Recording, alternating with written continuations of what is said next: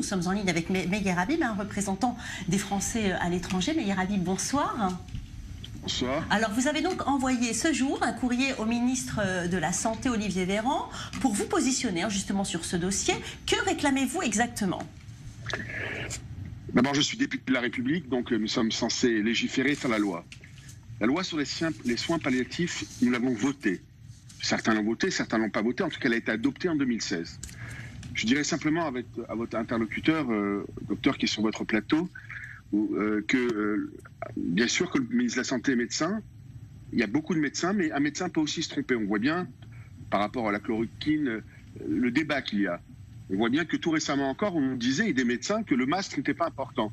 Et vous avez vu qu'y compris chez vous, en Israël, le masque maintenant est indispensable, obligatoire dans l'espace public. Et vous verrez d'ailleurs dans la lettre que j'ai écrite au ministre, je lui demande de faire en sorte que les masques soient obligatoires dans l'espace public en France.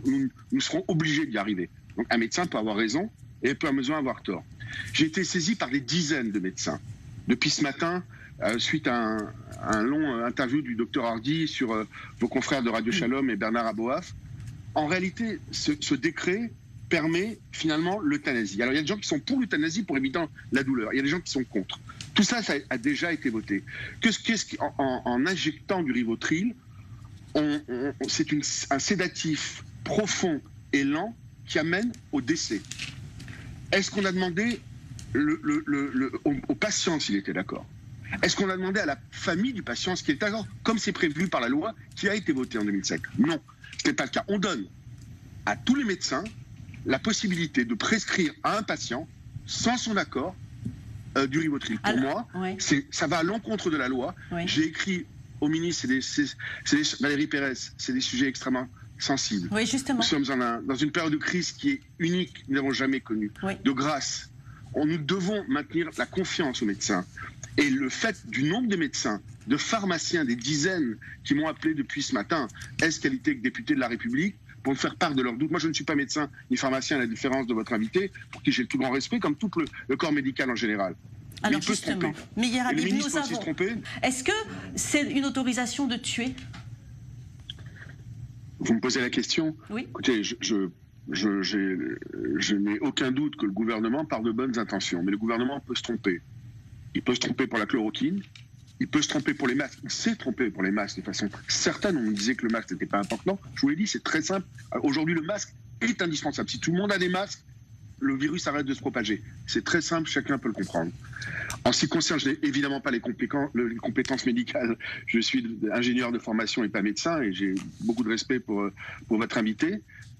Le Rivotril, les dizaines de médecins à qui j'ai parlé depuis ce matin me disent que c'est un sédatif profond et lent qui amène à la mort. Alors on me dit que ce ne serait pas le cas.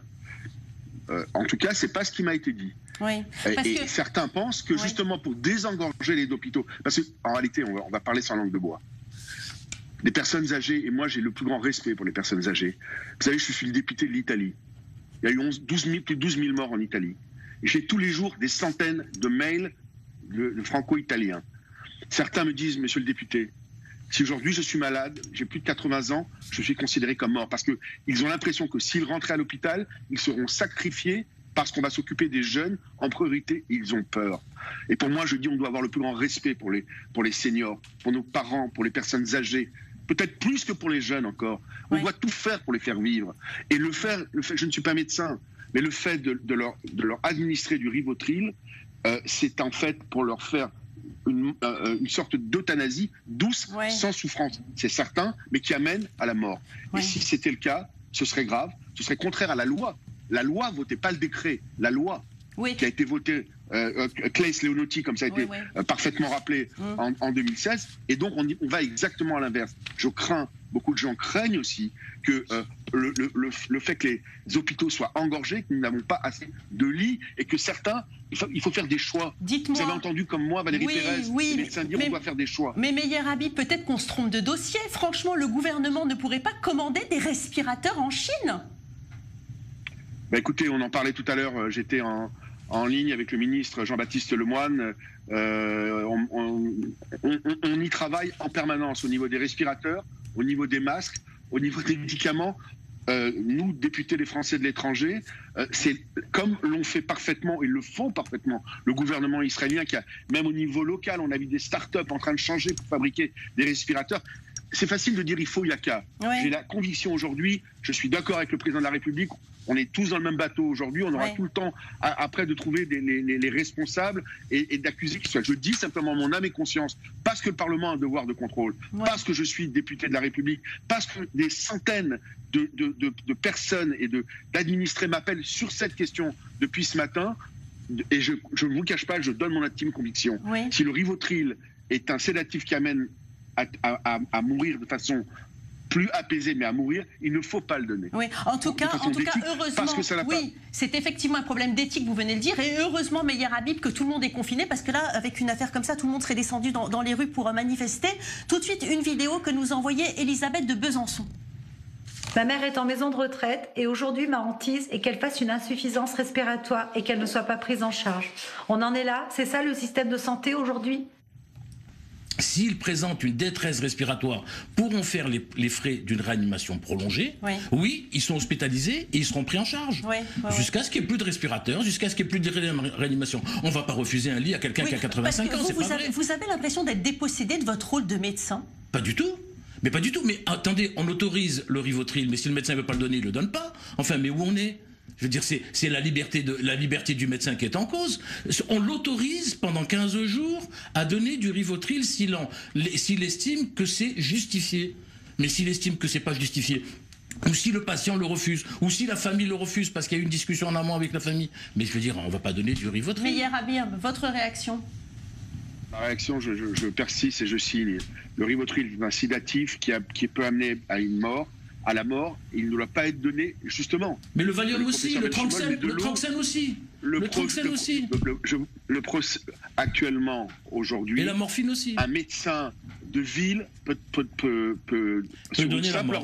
C'est ridicule de dire ça. Quelle pharmacie a donné du Rivotril.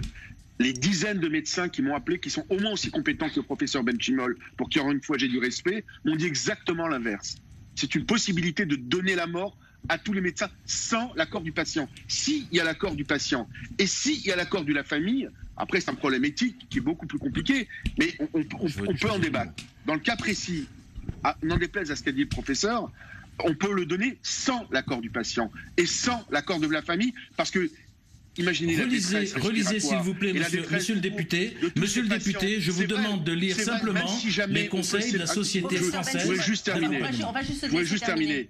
Le professeur a dit, pour sauver, même si on peut sauver un patient, une vie, sur des dizaines, comme je l'ai vu encore à Mulhouse, ce couple qu'on disait condamné et qui a été sauvé sur les informations hier de France 2, je crois. Il faut tenter le coup. Tant qu'il y a un espoir, il peut y avoir de la vie. Et il faut donner confiance au corps médical, à tous nos patients et aux plus âgés, aux seniors en particulier, pour qui je veux avoir une pensée très forte. Nous allons tout faire avec le gouvernement, avec la représentation nationale, avec le corps médical avec qui je veux rendre un hommage vibrant pour les sauver. Une réponse? Non, simplement, je dirais, tous les médecins ont prêté le serment d'Hippocrate. Le serment d'Hippocrate, il est clair, il est net, ils ont une éthique et ils la respectent. On ne va pas donner à des médecins l'autorisation de tuer. Je ne peux pas laisser dire une chose pareille, c'est ignoble. Voilà. Meyer Habib? Personne, il n'y a pas d'autorisation de tuer. Il y a des médecins qui pensent que le malade est condamné, où il n'y a rien à faire, il n'y a pas une possibilité. Donc on lui donne un sédatif pour justement atténuer ses souffrances. C'est dans ce cas que ça va être donné, et c'est dans ce cas que pour moi, dans le cas précis, comme beaucoup de médecins, je pense que c'est beaucoup plus complexe que ça, sans l'accord du patient, sans l'accord de la famille, sans la certitude qu'on ne peut pas le sauver. Or, je suis persuadé qu'on peut sauver à la maison d'injecter du Rivotril. Pour moi, ce serait une très grave erreur. J'attends la réponse d'ailleurs du ministre. Merci beaucoup, Meyer Habib. On a compris votre positionnement. Merci à vous, professeur Benchimol. C'est fini pour aujourd'hui. Merci à vous de votre fidélité à nos programmes. Je vous retrouve donc dimanche. En attendant, prenez soin de vous, restez chez vous. Vous verrez que ce coronavirus, on va le vaincre ensemble. À dimanche.